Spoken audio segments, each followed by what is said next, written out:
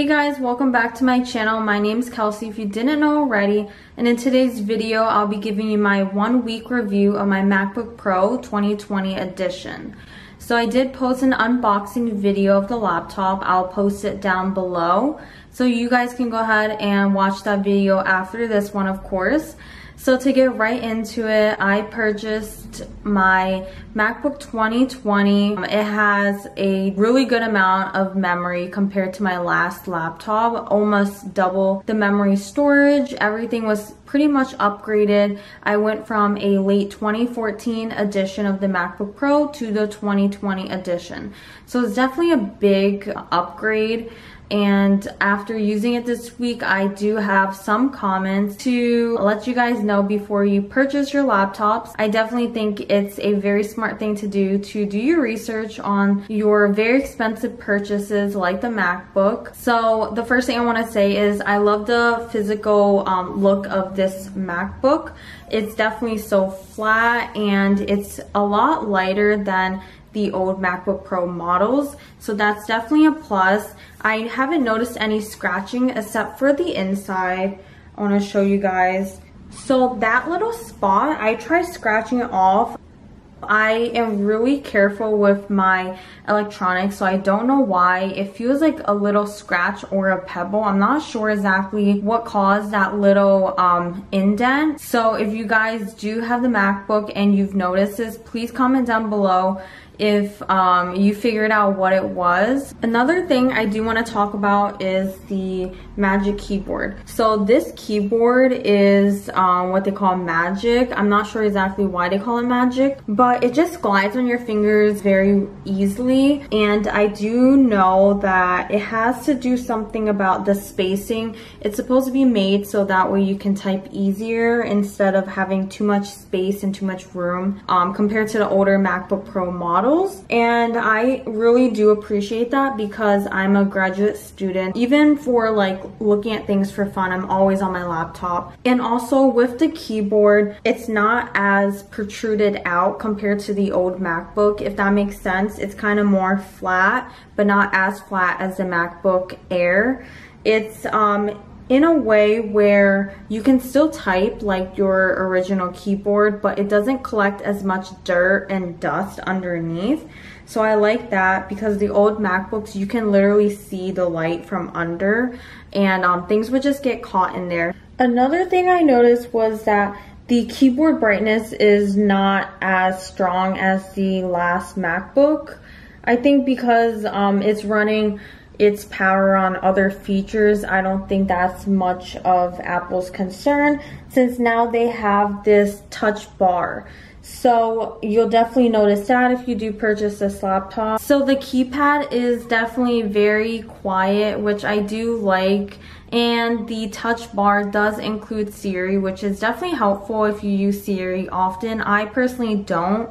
So that feature is not going to really be used as much for me. I honestly miss the old buttons. I wish that they would keep the old buttons down here and just have this as an extra feature. So for example, if you're looking for your old buttons, you have to press this arrow to see all of the buttons that you originally had up there.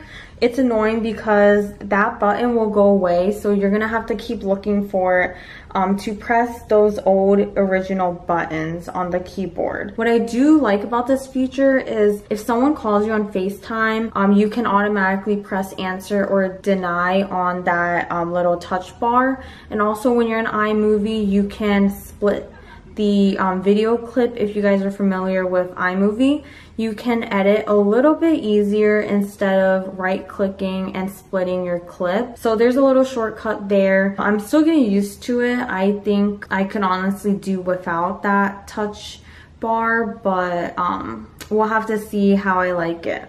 Another feature I really do like about this MacBook is this little button right here. It allows you to unlock your phone and unlock your password with the touch of your fingers. What I do think they should do for the next models is somehow get Apple Pay somehow added on as a feature. I think that would be really helpful when you don't want to like grab your cards and all that. I think Apple Pay should be a lot easier within like these Apple products. So just like I mentioned, the keyboard is very flat and also the mouse pad is very flat. The last MacBook Pro I had, it was kind of like deep in, so it was like more divoted down and it would get very dirty down here. So this is very flat. A comment I want to make is when you're on FaceTime, the audio is not as loud. The picture quality sucks as well, but just like the old MacBook Pros, it all stays at 720 pixels. So you kind of get crappy imaging for FaceTime. Even after going into speaker settings and putting the output volume very high,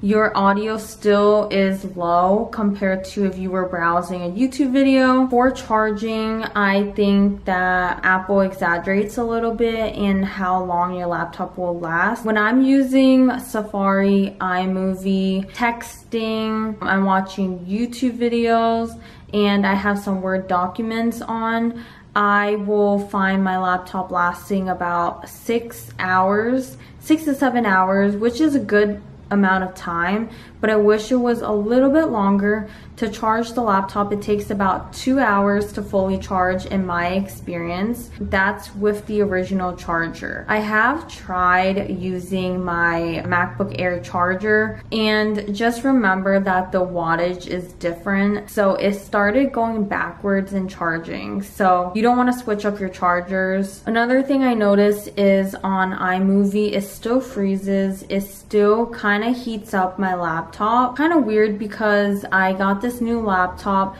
for that purpose and I upgraded a lot of the specs, so I wish that this wasn't an issue.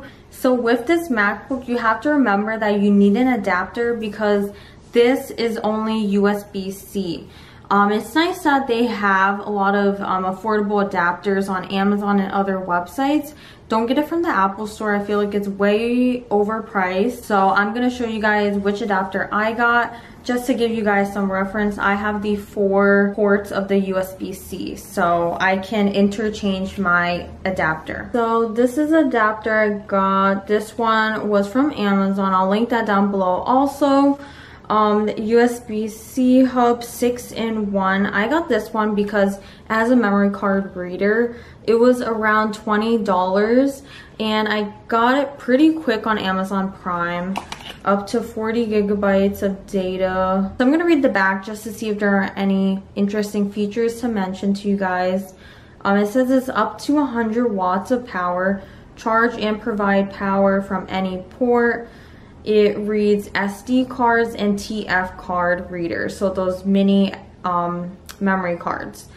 And it has 5 gigabytes of data transfer. Yeah, so anyways, I'll get right into it. It comes in this little baggie and it's the brand Moken. This is what it looks like.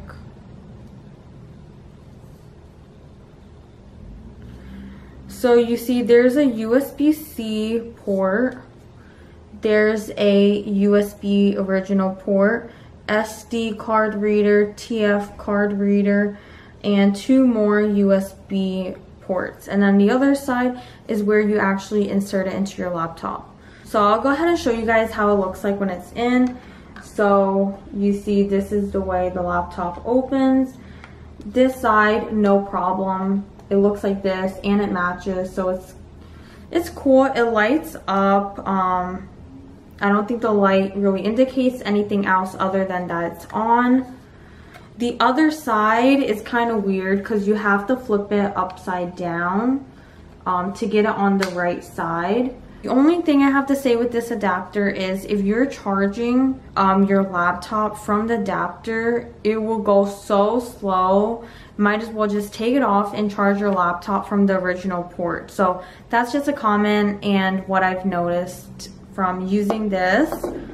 Another thing I wanted to say is I have a Wacom pad. I don't know if that's how you pronounce it, but I had no issues connecting it to my old MacBook, but somehow connecting it to the MacBook Pro 2020, it could not read the program. So I might have to uninstall and install, but it looks like the program's all there. Just it's not communicating, and I do have to plug it into the adapter.